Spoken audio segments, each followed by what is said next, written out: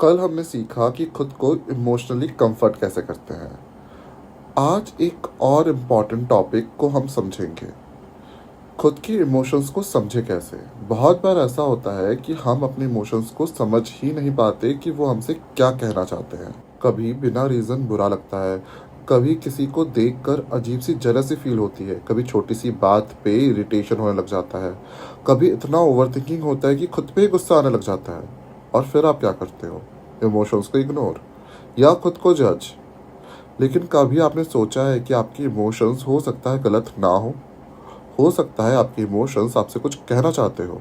तो सबसे पहले आज आपको खुद से पूछना है और अपनी डायरी में लिखना है कि आपको एग्जैक्टली क्या फील हो रहा है और आप हर्ट क्यों हो।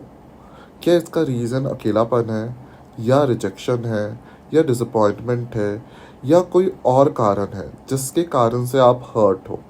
जब आप अपने इमोशंस को लिखते हो तब अपने आप क्लैरिटी आनी चालू हो जाती है। अब जो नेक्स्ट सवाल आपको लिखना है वो ये है कि आप ऐसा महसूस कर क्यों रहे हैं।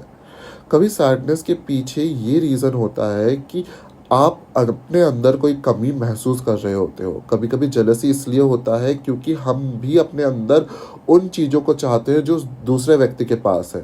कभी एनवी हमें बताती है कि हमको इंटरनल ग्रोथ किस डायरेक्शन में करना है। कभी कभी हम गुस्सा दूसरों पे कम और खुद से ज़्यादा होते हैं कि हम वो चीज़ें क्यों नहीं कर पाए जैसा हम चाहते थे। हर इमोशंस के पीछे एक रीज़न्स होता है। हमको उस रीज़न को समझने और उसे लिखने की ज़रूरत है। अब खुद से एक लास्ट सवाल पूछिए, आप स्लोली इस इमोशंस को कैसे रिजॉल्व कर सकते हो। जैसे अगर लोनलीनेस है तो शायद किसी नोन व्यक्ति के साथ हार्ट टू हार्ट कनेक्शन या फिर खुद के साथ टाइम स्पेंड करना।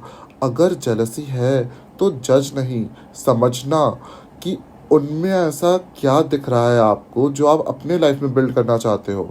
अगर गुस्सा है तो सेल्फ हेट नहीं, उसकी जगह एक स्मॉल बेटर स्टेप। इमोशंस हमेशा प्रॉब्लम्स नहीं होते, वो एक डायरेक्शन होता है। तो आज जब आपको इमोशनली हैवी लगे तो आपको खुद से ये 3 सवाल पूछने हैं। What I am feeling, why I am feeling this, and how can I resolve this.